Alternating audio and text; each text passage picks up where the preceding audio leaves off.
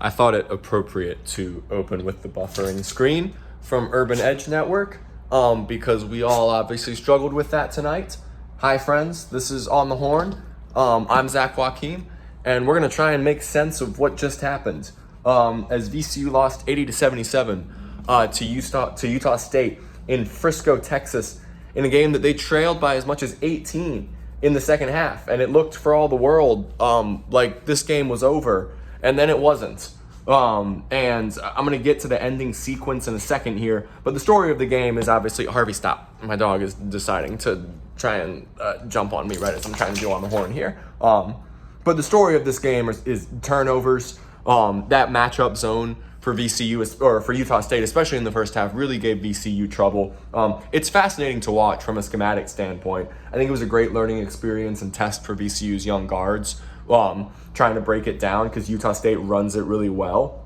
And Phil Martelli, in his media availability this week, talked about the danger of the turnovers created from that matchup zone and how it leads to transition opportunities for Utah State, and he was absolutely right. And I think that's the main reason that they won this game, aside from the fact that MJ Collins and Mason Falslev, who had 22 and 18 points respectively, are both really good. Also, Gary Clark, who had the decisive bucket there at the end, 11 points, 14 rebounds. He killed VCU on the glass, and so it was fitting for him to get a rebound and a putback there at the end, which ended up being the decisive bucket. VCU had 19 turnovers, Utah State 22 points off turnovers. In the end, the disparity is not that significant. I mean, Utah State turned the ball over 18 times. VCU had 19 points off those turnovers. A lot of that happened in the final stages there. The free throws. Let me pull it up here. And what was the final margin? I just wrote it in my story.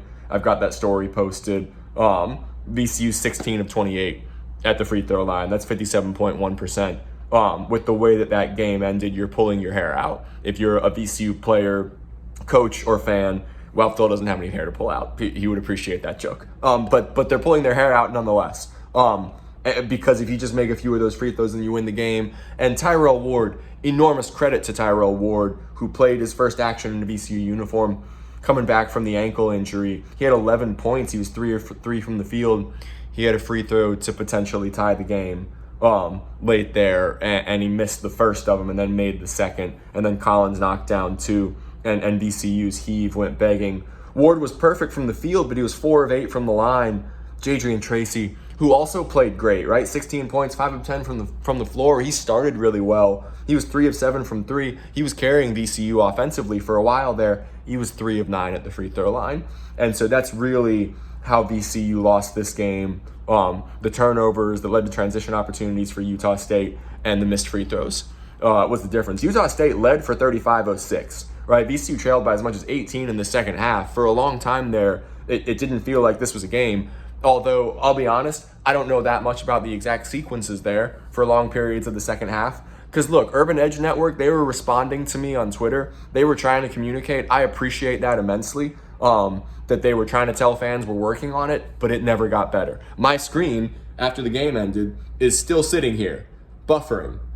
And it was terrible. I mean, a lot of people had reservations, before this game about what is this streaming network. It was free, so that was great, but I think that's unfortunately what you get with a free streaming network that none of us had ever heard of before. I was listening to Rodney Ashby and Robbie Robinson, who were awesome on the call, and had a great deal of fun because they were in raptures there in the final minutes trying to make sense of what was an incredible VCU comeback to make this a game in the final seconds. But obviously not being able to see it for long portions of that second half. I hit refresh a million times. I know a lot of VCU fans are understandably incredibly frustrated about that, and that sucked because a lot of us didn't get a chance to really watch this game. But I have not mentioned Nyk Lewis yet. 7 of 13 from the field, 4 of 9 from 3, 19 points. That leads VCU. You saw every reason why he has started this season as a true freshman in VCU starting 5. My goodness, is he special. He obviously spent time with USA Basketball's U19 team in June, and he's one of the best freshmen in the country. I think that's what the recruiting profile told you, and he looked every bit that tonight. He was phenomenal. Like I said, Tracy, 16 points. Ahmad Noel, 12 points, 7 of 8 from the free throw line. He shot it well at the charity stripe. Really promising to see him play well. Brandon Jennings, 7 points. Like I said, Ward 11, VCU did not get anything from its bigs. And that is definitely something that fans are going to point to. Credit to Zach Joachim, who went down rolled his left ankle pretty bad. I was terrified for a moment because I immediately saw, I think Jay Wall, VCU's trainer, went over to him and was touching his Achilles. And when he went down as bad as he did, that was my first concern, was that it could be, that grim reaper of injuries that we all fear so much. But it was not. He just rolled his ankle pretty bad. You could see on the replay, for anyone who plays pickup basketball, it's happened to you when you're in the lane and it's crowded and you go up for a rebound and you come down on someone else's foot. The ankle just gave on him. And I interviewed Lazar over the summer, and he said, kind of the motto in Serbia is you die for the badge, proverbially, obviously, in terms of the effort and the grit and the toughness that you put forth in representing a team that you play for. And my goodness, he's a tough guy, because that ankle roll looked bad, but he was jogging, trying to warm up, come back in the second half, and played good portions of that second half. But he didn't score. Christian Furman didn't score. Keyshawn Mitchell didn't play at all, which is wild. We're going to have to ask Phil about that next week, because I have tons of people asking me on Twitter, is something wrong with him? Why is he not playing any minutes right now? People expected him to be a big part of that rotation. But yeah, VCU's obviously got to get more from its fives, because they didn't have any points. And what are the rebounding totals? I mean, Djokovic had 5, Furman had 3, but in terms of offensive production, that's not going to be enough. I think there's so many if, ands, or buts about this game, but it's tough not to say if Djokovic doesn't roll that ankle in the first half, that he makes a 3-point difference and VCU wins this game, right? I mean, you can have so much frustration about the turnovers. VCU was really sloppy and had so many issues with that matchup zone, which Utah State runs so well for long stretches. But the fact of the matter is, if Djokovic doesn't turn that ankle and if VCU just hits a few free throws, then they have a huge win tonight on a neutral court against Utah State. So, man, there's so many things that you can say about if, ands, or buts in this game. And I'm already at 7.5 minutes here. We could talk about this one for ages, but I'll walk y'all through the final sequence here, because I think that's where you have to start, or at least in terms of this On the Horn video, end here. So it's 70-57 with, what is that? I mean, it's a 14-point game with about 7.5 minutes to play after Clark hit a couple free throws.